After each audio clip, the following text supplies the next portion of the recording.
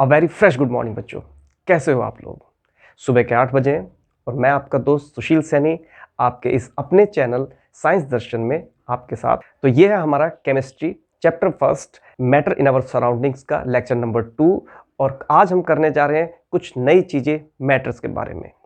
Last lecture में हमने matter की डेफिनेशन की थी, उसके बाद हमने देखा था मैटर की प्रॉपर्टीज़ क्या थी, फिजिकल प्रॉपर्टीज़ की बात की थी। उनमें हमने कहा था कि मैटर्स टाइनी पार्टिकल्स से बने होते हैं, मैटर्स में स्पेसेस होते हैं, उनके बीच में कंटिन्यूसली मैटर्स मूव के जो पार्टिकल्स है वो कंटिन्यूसली मूव करते रहते हैं और इसके अलावा उनके बीच एक फोर्स ऑफ अट्रैक्शन भी होती है।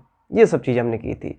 इसके अलावा कुछ इंपॉर्टेंट पॉइंट्स भी हमने किए थे, जैसे हमने कहा था कोहेसिव फोर्स क्या है, हमने कहा था डिफ्यूजन क्या है, हमने देखा था काइनेटिक एनर्जी क्या है। ठीक है, ये सब चीज़ें हम कर चुके हैं। तो आज हम कवर करने जा रहे हैं प्रॉपर्टीज ऑफ सॉलिड्स। सॉलिड्स की प्रॉपर्टीज से पहले हम एक काम करते हैं, पहले ये देखते हैं कि मैटर की डिफरेंट स्टेट्स कौन कौन सी होती है। ठीक है, states of matter.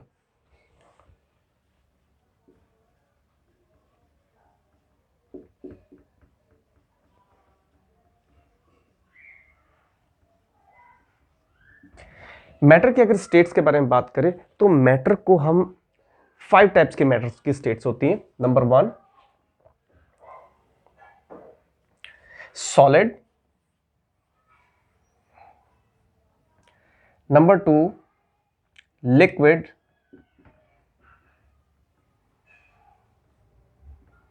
Number 3 gases, number 4 plasma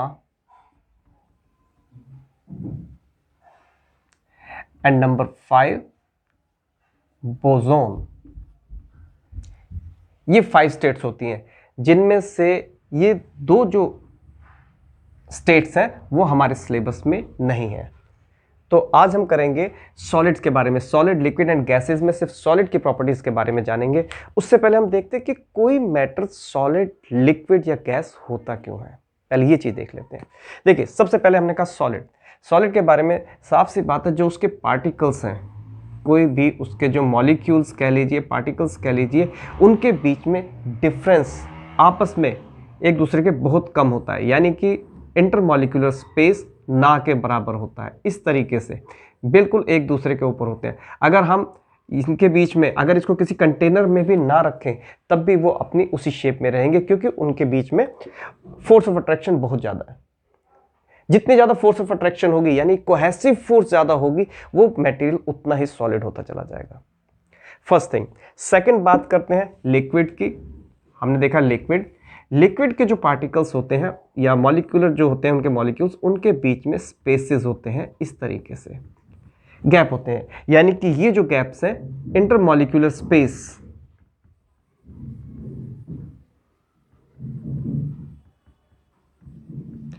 intermolecular spaces इनके बीच में ज्यादा होता है, काफी ज्यादा स्पेस होता है। ठीक है, इसके मुकाबले in comparison to solids. And finally देखें, अगर गैस की बात करें हम, तो गैस के केस में जो मॉलिक्यूल्स होते हैं या फिर पार्टिकल्स होते हैं, उनके बीच में बहुत ज़्यादा स्पेस होते हैं, इस तरीके से। एक यहाँ है, एक यहाँ है, एक यहाँ है, और अगर उसे जगह नहीं मिलेगी, हम उसे कवर ना करें, तो वो ऊपर भी निकल जाएगा इसमें से बाहर, क्योंकि इनके बीच में इंटरमॉलिक्यूलर स्पेसेस बहुत ज़्यादा है। इनके बीच में जो कोहेसिव फोर्स है इनके पार्टिकल्स के बीच में, वो बिल्कुल ना के बराबर है। उनके बीच में फोर्स ऑफ अट्रैक्शन नहीं है। यही रीजन है कि वो एक दूसरे से दूर दूर घूमते हैं। सॉलिड्स को अगर हम ओपन में फ्रीली ऐसे भी रखेंगे बिना किसी कंटेनर के, तब भी वो अपनी शेप को मेंटेन करेगा, जबकि लिक्विड को हमें किसी कंटेनर के अंदर डालना पड़ेगा, क्योंकि वो पार्टिकल्स तो है, हालांकि वो निकल के बाहर नहीं जाएंगे, लेकिन वो फ्लो कर जाएंगे। फाइनली अगर हम देखें गैसेस, तो इसको हमेशा हमें कवर करके रखना पड़ेगा किसी लिड से, ढक्कन से, ताकि वो बाहर ना निकल जाए। तो ये चीज थी कि कोई भी मटेरियल सॉलिड, लिक्विड या गैस क्यों होता है। तो बच्चों, हम देख रहे हैं कि मैटर्स की 3 स्टेट्स हम आज कंसीडर करने वाले हैं, जिसमें से प्रॉपर्टीज ऑफ सॉलिड्स को देखेंगे। उन प्रॉपर्टीज को किस रेफरेंस में करेंगे, किन किन प्रॉपर्टीज को हम चेक करेंगे, ये सभी properties solid, liquid and gases सभी फॉलो अप करते हैं, लेकिन कौन किस तरीके से इस प्रॉपर्टी को शो करता है वो देखते हैं। तो पहली प्रॉपर्टी हमारी shape and size, shape, size and volume. Second rigidity, then density, compressibility, fluidity, diffusion and melting point. सबसे पहले हम देखते हैं कि solids shape, size and volume properties को किस तरीके से बेयर करते हैं। तो shape, size and volume,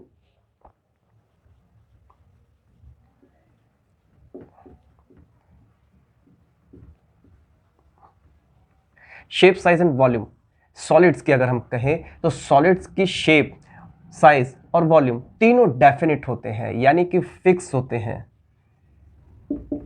they have definite shape, size and volume. उनकी शेप, अगर कोई सॉलिड क्यूब शेप का है तो वो क्यूबिकल ही होगा, अगर वो क्यूबॉइड है तो क्यूबॉइड शेप में ही रहेगा, और अगर वो ओवल शेप का है तो ओवल ही रहेगा।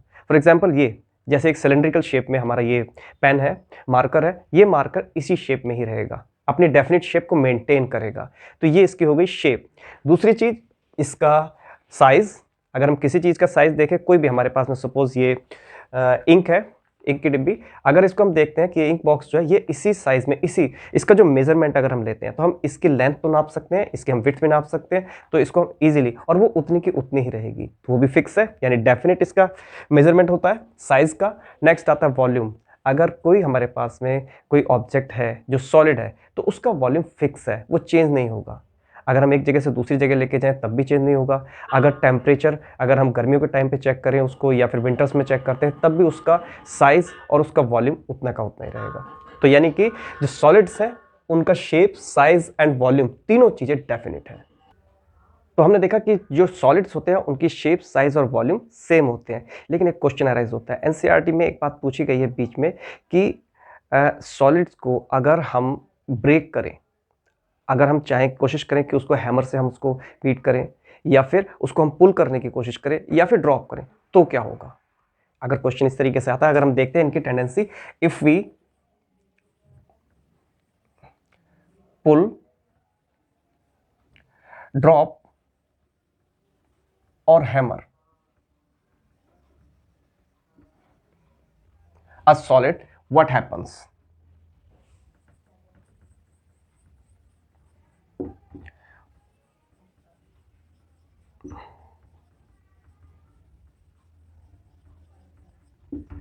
तो क्या होगा, किसी सॉलिड को अगर हम हैमरिंग करते हैं उसको, या हम उसको खींचते हैं पकड़ के, और या फिर उसको हम ड्रॉप कर देते हैं, तो क्या होगा। तीनों सिचुएशंस में हम चेक करेंगे कि सॉलिड्स क्या किस तरह की प्रॉपर्टीज शो करते हैं। देखो, सबसे बड़ी बात, पहली बात कि सॉलिड्स अगर हम उसको हैमर करते हैं, सपोज हमने उसकी हैमरिंग की उसके ऊपर किसी सॉलिड को, जैसे फॉर एग्जांपल स्टोन, पत्थर है, उसको हमने हैमर किया, जैसे हम उस पर हैमर करेंगे तो क्या होगा, वो या तो टूटेगा, ब्रेक होगा, और या फिर अगर उसको हम ड्रॉप कर देते हैं पत्थर को, स्टोन को, किसी को स्टोन को ड्रॉप करेंगे तो क्या होगा, तब भी वो ब्रेक हो जाएगा।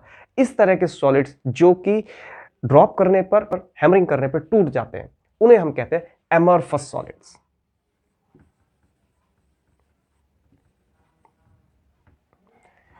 एमॉर्फस सॉलिड्स ब्रेक हो जाते हैं, दे ब्रेक ऑन हैमरिंग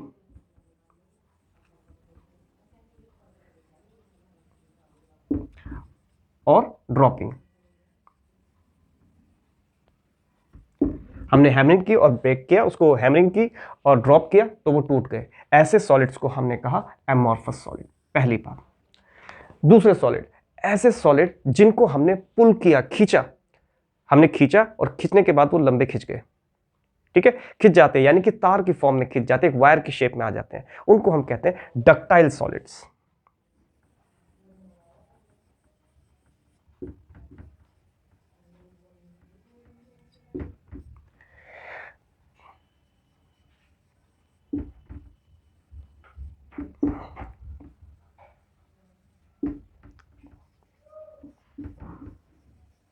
उनको पुल करने पर वो वायर में कन्वर्ट हो जाते हैं, इनको हम कहते हैं डक्टाइल सॉलिड्स। एंड फाइनली ऐसे सॉलिड्स जो कि बीट करने पर, हमने हैमरिंग की, उनको बीट किया और वो प्लेन शीट्स में कन्वर्ट हो गए, जैसे कि हमने देखा आयरन की प्लेट्स होती हैं, एल्यूमिनियम की होती है, डिफरेंट टाइप के मेटल्स जो होती है उनकी शीट्स आती है। तो वो जो इस तरह के मेटल्स जो होते हैं या इस तरह के जो सॉलिड्स होते हैं उनको हम कहते हैं malleable solids.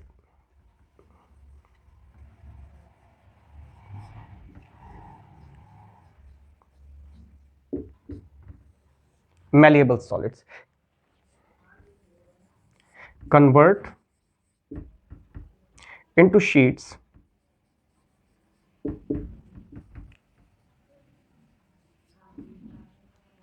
when beaten.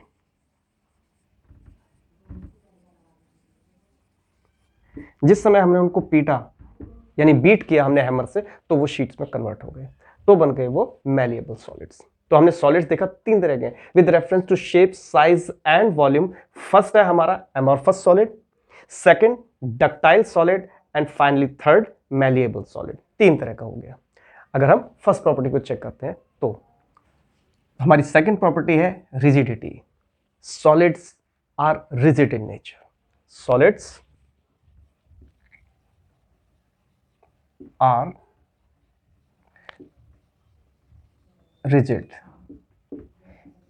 in nature। ये रिजिडिटी शो करते हैं, सॉलिड रिजिडिटी शो करते हैं। इट मींस अगर कोई एक्सटर्नल फोर्स अप्लाई की जाए, if an external force is applied to solids they do not change their shape. If an external force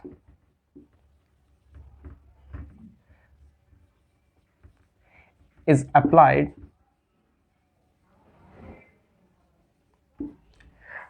to a solid object,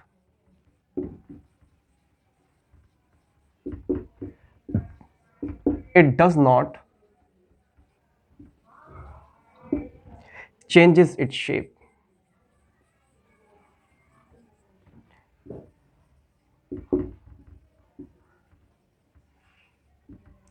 external force apply करने के बावजूद भी वो अपनी शेप चेंज नहीं करते हैं। इस प्रॉपर्टी को कहते हैं हम रिजिडिटी। अब इसका रीजन क्या है? रिजिड होने का रीजन यही है कि जो सॉलिड्स होते हैं उनकी शेप, क्योंकि उनके इंटरमॉलिक्यूलर फोर्सेस ऑफ अट्रैक्शन बहुत ज़्यादा उनके पार्टिकल्स के बीच में, तो वो बहुत क्लोजली पैक्ड रहते हैं उनके पार्टिकल्स। अब क्लोज है तो इसका मतलब उनकी शेप जो है वो फिक्स है, उन्होंने अपनी शेप फिक्स कर रखी है। अब उसको अगर ऊपर से फोर्स करते भी हैं तो वो उन पर कोई इफेक्ट पड़ता नहीं है उस चीज़ का, क्योंकि पहले से बहुत ज़्यादा पैक्ड है। ठीक है। सेकंड चीज अब डिपेंड करती है कि सॉलिड्स जो है रिजिडिटी के हिसाब से किस किस टाइप के हो सकते हैं। सॉलिड्स भी अगर रिजिडिटी देखी जाए, हमने कहा कि वो अपनी शेप चेंज नहीं करते, लेकिन अगर हम कहें बात करें किसी रबर बैंड की, हमने देखा रबर बैंड अगर हम रबर को खींचते हैं तो खींच जाती है, जबकि वो सॉलिड है ना। रबर को हमने खींचा, खींच गई, छोड़ा, फिर अपनी पहले वाली शेप में आ गई। ये एक टाइप का सॉलिड हो गया। एक चीज हमने कही, क्ले का एग्जांपल लेते हैं। क्ले में हमने कहा अगर हम क्ले को खींचें और खींचने के बाद में छोड़ दें तो वो अपनी पहले वाली शेप में नहीं आता, लेकिन खिंच जाता है। तो यानी रिजिडिटी का वो भी एक्सेप्शन है। तो एनसीईआरटी में इस बात को लेकर क्वेश्चंस पुट अप किए हुए हैं कि क्या कारण है कि रबर बैंड सॉलिड होने के बावजूद भी खिंच जाता है, पुल हो जाता है और फिर अपनी शेप ले लेता है। और इसी तरीके से क्ले के लिए क्वेश्चन किया है कि क्या रीजन है कि वो खिंच जाता है। तो अगर हम देखें, पहले बात करते हैं कि ये हो क्यों रहा है, तो होने का रीजन यही है कि उनकी प्रॉपर्टी थोड़ी डिफरेंट है। ऐसा नहीं कि वो सॉलिड नहीं है, सॉलिड्स हैं, लेकिन उसके बावजूद उनकी एक नेचर थोड़ी अलग है, एक प्रॉपर्टी में थोड़ा सा चेंज है, वेरिएशन है। और उस चेंज को हम कहेंगे, किस तरीके से दिखाएंगे। पहले तो हम इसकी बात करते हैं कि जो रिजिड नेचर के, जैसे मैंने कहा ये हमारा मार्कर ही है, इसको हम कितना भी खींचे, कितना भी फोर्स लगाए, ये अपनी शेप चेंज नहीं करेगा। तो इस तरह के जो सॉलिड्स होते हैं उनको हम कहते हैं रिजिड सॉलिड्स। नंबर 1 टाइप्स की अगर बात करें with reference to rigidity, number 1 हुआ rigid solid.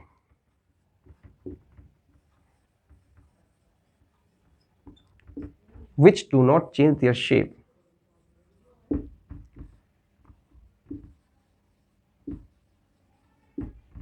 do not change its shape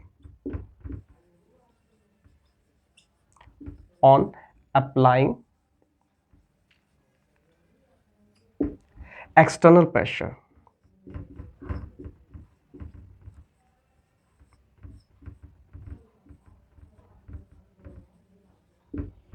ये हो गया हमारा रिजिड सॉलिड। फॉर एग्जांपल मैंने दिखाया आपको, मार्कर बताया जो मैंने आपको, ये हमारा रिजिड सॉलिड है। सेकंड हम बात करते हैं अब रबर बैंड की, हमने कहा रबर बैंड के केस में रबर बैंड को हमने खींचा, वो खिंच गई और फिर दोबारा उसने छोड़ते ही अपनी शेप गेन कर ली। हालांकि एक टाइम के बाद में जब खींचते हैं तो वो टूट जाएगी, ब्रेक हो जाएगी, वो बात अलग है, लेकिन जब हम खींच के उसे छोड़ दें तो दोबारा से अपनी पहले वाली शेप में आ जाती है। ऐसे जो सॉलिड्स होते हैं उनकी जो नेचर होती है, इस तरह की जो इलास्टिक नेचर है, उनकी खींचने वाली नेचर है, इसीलिए क्योंकि नेचर उनकी इलास्टिक है इसलिए उनको नाम दिया गया इलास्टिक सॉलिड्स। तो नंबर 2,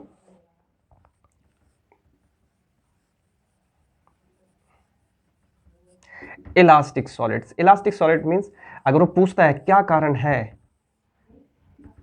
कि रबर बैंड एक सॉलिड होने के बावजूद भी even after being solid the rubber band get stretched, what's the reason, तो उस केस में आप ये कहेंगे because it is a elastic solid, its nature is to be pulled, ठीक है, and regain its position original shape when we release it. ये हमारा हो गया इलास्टिक सॉलिड। तो इसमें हम लिख सकते हैं it changes its shape when pulled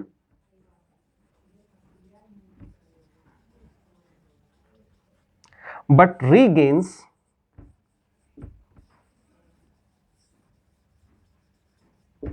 its original shape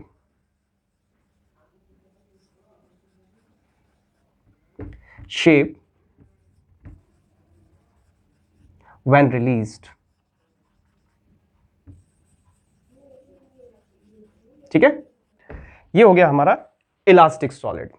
अब थर्ड आता है हमारा, जो मैंने कहा कि उसको हमने पुल तो किया लेकिन उसके बाद वो अपने पहले वाली शेप में नहीं आता, वो होते हैं हमारी क्ले, उनको हम कहते हैं प्लास्टिक सॉलिड। उनकी जो नेचर होती है उसको हम कहते हैं प्लास्टिसिटी और वो कहलाते हैं प्लास्टिक सॉलिड। तो थर्ड टाइप के जो हमारे सॉलिड्स हैं वो होते हैं plastic solids.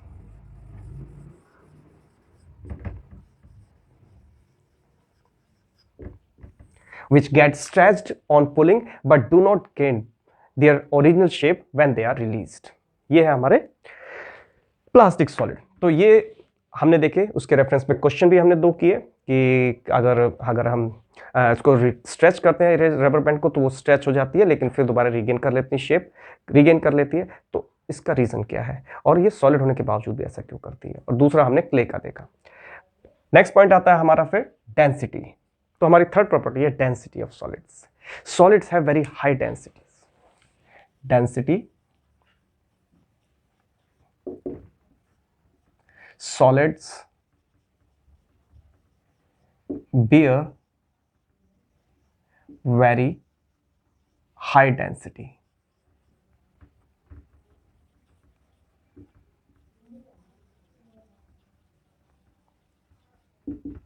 solids bear very high densities। बहुत ज़्यादा हाई डेंसिटीज होती है सॉलिड्स की। उसका रीज़न क्या है? तो बच्चों उसका रीज़न जानने के लिए हमें ये जानना पड़ेगा पहले कि डेंसिटी होती क्या है। डेंसिटी होती है मास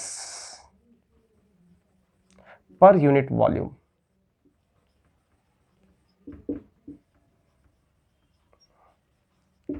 यानी किसी भी सब्सटेंस के पर यूनिट वॉल्यूम में कितने पार्टिकल्स हैं, कितने मॉलिक्यूल्स फिलअप हुए हुए हैं, कितना मास उसके अंदर फिल हुआ है पर यूनिट वॉल्यूम में उसके, ये होते हैं हमारी डेंसिटी। और सॉलिड के केस में अगर हम देखें तो हमने कहा था क्योंकि उनकी इंटरमॉलिक्यूलर फोर्स ऑफ अट्रैक्शन बहुत ज़्यादा होती है तो इसका मतलब सारे मॉलिक्यूल्स एक दूसरे के साथ में क्लोजली पैक रहेंगे।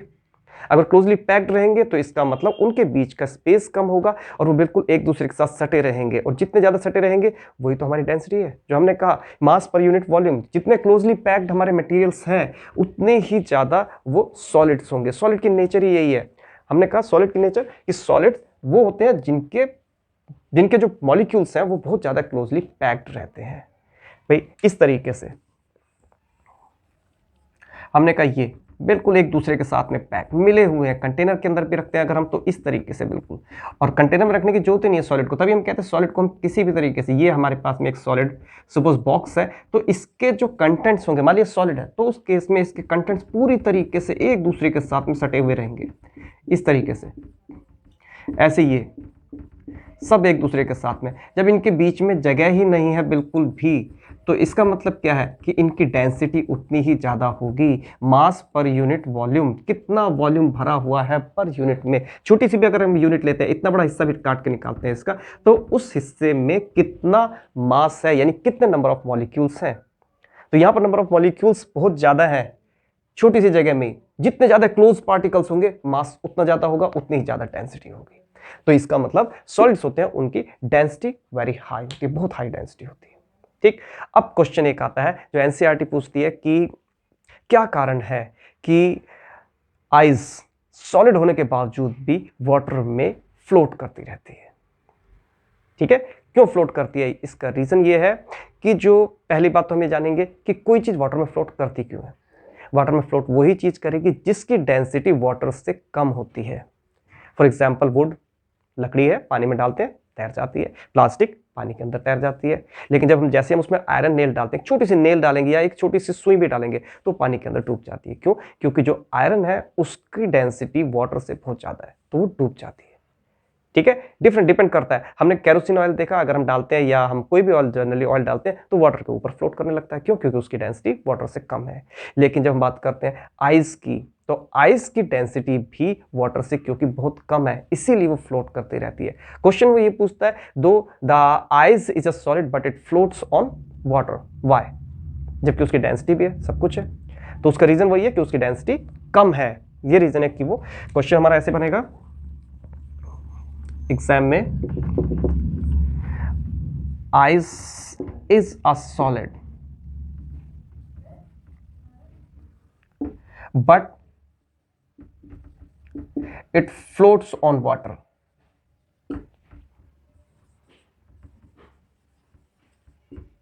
व्हाई? जबकि हम कह रहे हैं कि सॉलिड्स जो होते हैं वो वाटर में नीचे डूब जाते हैं। तो लेकिन आइस की डेंसिटी कम है, तो इसका आंसर होगा because density of ice is lesser than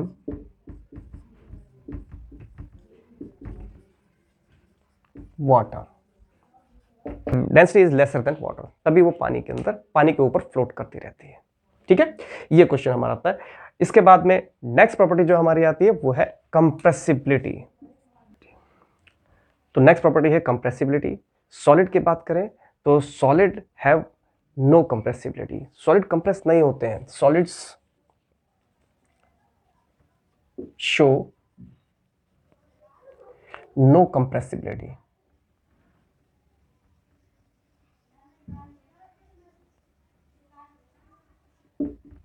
बिल्कुल भी कंप्रेसिबिलिटी शो नहीं करते हैं solids.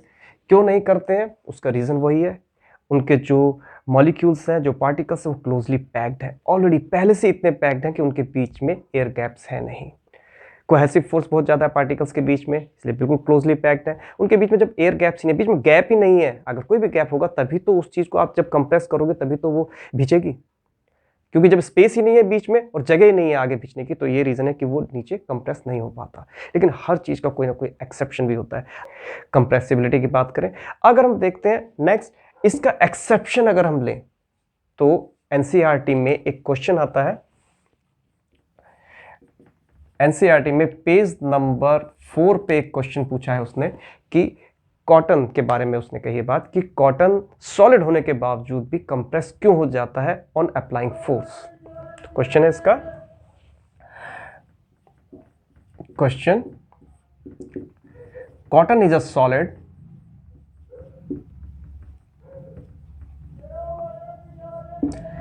But get compressed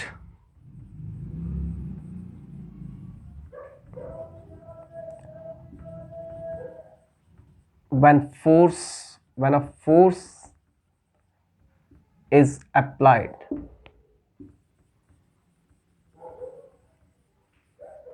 over it। Why? Cotton किस तरीके से कंप्रेस हो गया जबकि सॉलिड है, और हमने कहा सॉलिड्स कंप्रेस नहीं होते हैं, शो नो कंप्रेसिबिलिटी, ऊपर हमने लिखा हुआ है। तो उसका रीजन है, उसका रीजन ये जो कॉटन हुए या फिर कुशन हुए ये इस तरह के सॉलिड्स हैं जो सॉलिड होने के बावजूद उनके बीच में एयर गैप्स होते हैं। देखिए, मैं कुशन है ये हमारे पास, इस कुशन को हमने कंप्रेस किया ऐसे, तो ये दब गया, उसके अंदर छोड़ा तो दोबारा पहले वाली पोजीशन को उसने रिगेन किया, पहले वाली शेप को। तो इसका रीज़न क्या है? इसके बीच में जगह जगह पे जो एयर गैप्स थे, मान लीजिए हमारे पास में कॉटन है, अब इसके बीच में जगह जगह पे एयर ट्रैप है, ये एयर गैप्स हैं, इनके बीच में एयर ट्रैप्ड होती है।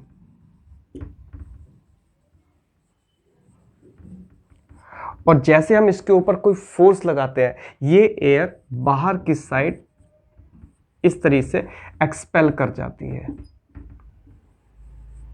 बाहर की तरफ एक्सपेल हो जाती है। और उसके कारण क्या होता है, ये बाहर की तरफ एक्सपेल हो गई हर तरफ से। और जैसे हमने इसको कंप्रेस किया, हमने इसको प्रेस किया, तो प्रेस करते वो एकदम से एक्सपेल कर जाती है और वो कंप्रेस हो जाती है। और जैसे उसे छोड़ते हैं वो दोबारा से पहले वाली शेप में आ जाती है, क्योंकि एयर फिर दोबारा से इन गैप्स में फिल हो जाती है। ठीक है ना? तो ये एयर ट्रैप जो है, ये रीजन है जिसके कारण वो कॉटन और कुशंस जो होते हैं वो कंप्रेस हो जाते हैं। ठीक है, नेक्स्ट इसके बाद हमारी प्रॉपर्टी आती है fluidity, and our next property is fluidity. Fluidity means कोई भी चीज फ्लोट करती है, फ्लो करती है, उसे हम कहते हैं फ्लूइडिटी। जैसे कि हमने कहा था लिक्विड हम देखते हैं, पानी जिस कंटेनर में डालेंगे वो उसकी शेप ले लेता है, उसे हम कहते हैं फ्लो करना या फ्लूइडिटी शो करना। हवा बहती है, वो भी फ्लूइडिटी है, लेकिन सॉलिड्स फ्लूइडिटी को बेयर नहीं करते हैं। Solids do not show fluidity.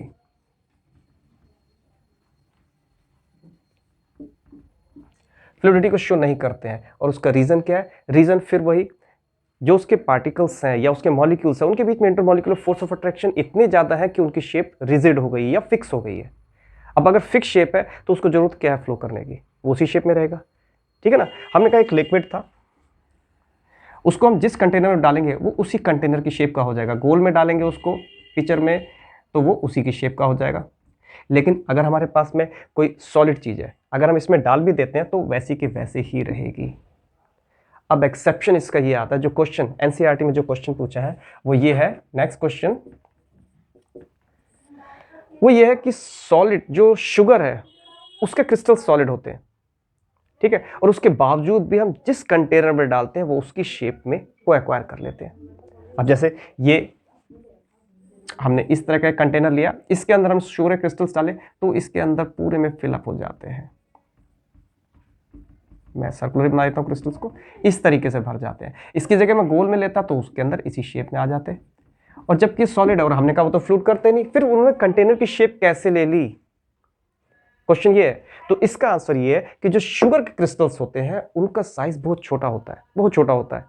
तो जैसे हम जिस जगह डालते हैं वो अपनी छोटे साइज के कारण उन जगह पे फिल होने शुरू हो जाते हैं, उन जगह पे वो भर जाते हैं एक तरीके से। ये रीजन नहीं है कि वो सॉलिड होने के बावजूद उसमें क्यों फिट नहीं हो रहा है। अगर हमारे पास में यही अगर कंटेनर होता और सॉलिड का एक क्रिस्टल हम बड़ा बना दें तो देखते कैसे भरेगा। तब इस केस में यहाँ पे बीच में गैप्स आ जाएंगे। लेकिन अब क्या हो रहा है, अब इस केस में हमारे पास सॉलिड क्योंकि बहुत छोटे उसमें फॉर्म में है, क्रिस्टल्स की फॉर्म में है, बहुत छोटे, तो जो जगह मिलती है वो जगह तो अपनी पूरी कवर कर रहे हैं स्पेस जो है, लेकिन क्योंकि स्पेस करने की जगह, उसको कवर करने की जगह बहुत छोटी है, साइज बहुत छोटा है, इसीलिए वो पूरे में भर जाते हैं। ठीक है, तो इसका रीजन क्वेश्चन पूछता है sugar is a solid, is a solid but it covers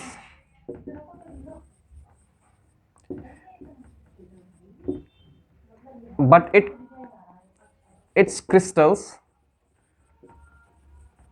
cover the area या वॉल्यूम कह लीजिए, वॉल्यूम ऑफ कंटेनर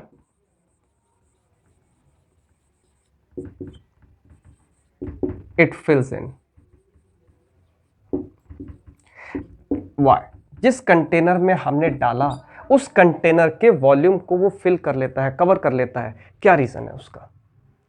तो उसका रीजन वही है क्योंकि क्रिस्टल छोटे थे, ड्यू टू देयर आंसर अगर हम इसका लिखें, due to small size of the crystals of the crystals, small size of the crystals, ये इसका आंसर है। ठीक है, तो हमने फ्लूइडिटी को भी कवर किया। फाइनली हमारे पास बचता है डिफ्यूजन। तो बच्चों अब तक हम कर चुके हैं shape and size of volume, shape size and volume, rigidity, density, compressibility, fluidity, और अब हमारा 6th प्रॉपर्टी है डिफ्यूजन। सॉलिड्स डिफ्यूजन शो नहीं करते हैं, हम कर चुके हैं पहले। डिफ्यूजन होता क्या है, लास्ट लेक्चर में हमने कवर किया था डिफ्यूजन। डिफ्यूजन पहले हम देखते हैं होता क्या है। डिफ्यूजन था हमारा the intermixing of particles of two different matters on their own. हमने कहा था एयर के साथ में इंसेंस स्टिक की खुशबू, स्मेल उसके साथ में मिक्सअप हो जाती है और उसके बाद सारे रूम में फैल जाती है। एयर और इंसेंस स्टिक दोनों अलग थे, मिक्सअप हो गए थे। अब हम बात करते हैं सॉलिड्स की बात करें। सॉलिड्स में अगर हम देखते हैं, सपोज हमने दाल और चावल ना, राइस और मेज दोनों को मिलाया और मिला के एक जगह कोशिश की कि आपस में मिल जाए, एक दूसरे के अंदर इंटरमिक्स हो जाए, तो नहीं होंगे। वो तो बात अलग है कि एक दूसरे के बीच में वैसे दिखाई दे रहे हैं मिक्स हुए, लेकिन उनके पार्टिकल्स जो इंटरमॉलिक्यूलर्स जो हैं वो उनके मॉलिक्यूल्स आपस में मिक्सअप नहीं होंगे। उनको हम फिर दोबारा से सेपरेट कर सकते हैं, इस तरह से मिक्सअप हो जाए कि वो हम सेपरेट उनको इस तरीके से ना कर पाए, नॉर्मली फिजिकल मीन्स से ना कर पाए, तो वो कहलाएगा हमारा डिफ्यूजन। तो सॉलिड्स इस तरह की शो नहीं करते ये property. Solids do not show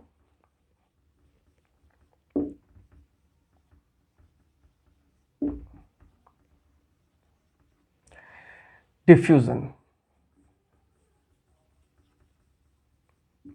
ठीक है, सॉलिड्स में डिफ्यूजन प्रॉपर्टी शो नहीं होती है। एंड फाइनली लास्ट प्रॉपर्टी जो हमारी बचती है वो होती है melting point. Melting point of solids is very high.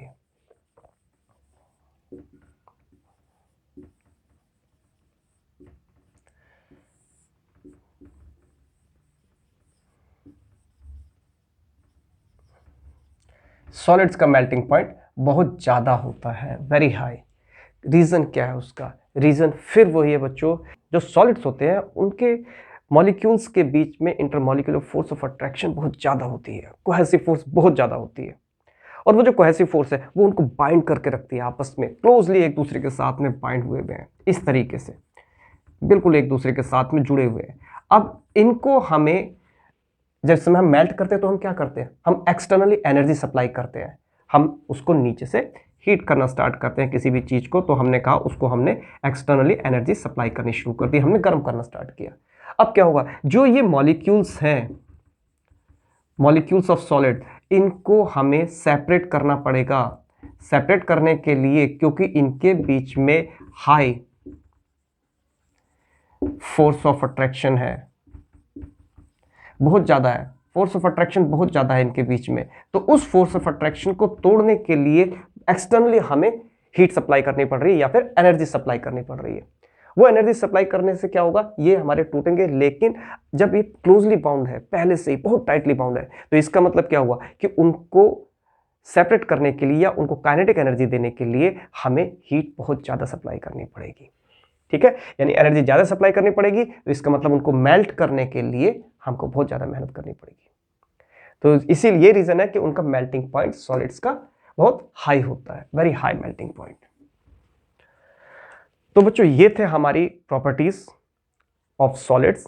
Solids की सारी प्रॉपर्टीज हम देख चुके हैं, हमने कवर की इसमें shape, size and volume, then rigidity, density, compressibility, fluidity, diffusion and melting point. अब देखते हैं शेप एंड साइज उनका डेफिनेट था, डेफिनेट शेप एंड साइज था। अगर हम सिंपल सी एक समरी देखें, पहले वाला डेफिनेट, दूसरा rigidity, show rigidity, high rigidity है इनकी, यानी वो अपनी शेप को चेंज नहीं करते, हाई रिजिडिटी है, अपनी शेप को चेंज नहीं करते। थर्ड डेंसिटी, डेंसिटी भी इनकी हाई होती है क्योंकि क्लोजली पैक्ड होते हैं, मास पर यूनिट वॉल्यूम ज्यादा है इनका, मास पर यूनिट वॉल्यूम ज्यादा, तो इसीलिए वो एक दूसरे के साथ में क्लोजली पैक्ड रहते हैं, तो हाई।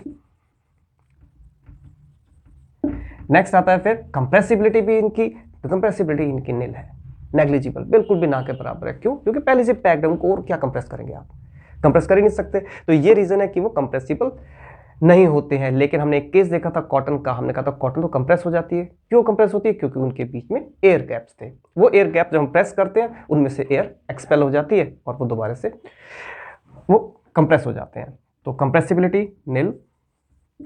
नेक्स्ट है फ्लूइडिटी, बहना, फ्लोट करना किसी चीज का। फ्लो नहीं करते सॉलिड क्योंकि उनकी फिक्स शेप है, शेप उनकी फिक्स है, तो वो फ्लोट नहीं करेंगे, अपनी रिजिडिटी को मेंटेन करेंगे। नेक्स्ट आता है डिफ्यूजन यानी कि इंटरमिक्सिंग। नो इंटरमिक्सिंग, कोई इंटरमिक्स नहीं होते। दाल चावल वगैरह कुछ भी चीज हमने ले ली, दो सॉलिड्स ले लिए, मार्बल पत्थर ले लिए, कंचे ले लिए हमने, और उनके साथ में हम कोई चीज मिलाने लगे, कोई सॉलिड दूसरी चीज, तो वो एक दूसरे के अंदर इंटरमिक्स नहीं होंगे, एक दूसरे के अंदर नहीं बिल्कुल समाएंगे जिसे कहते हैं।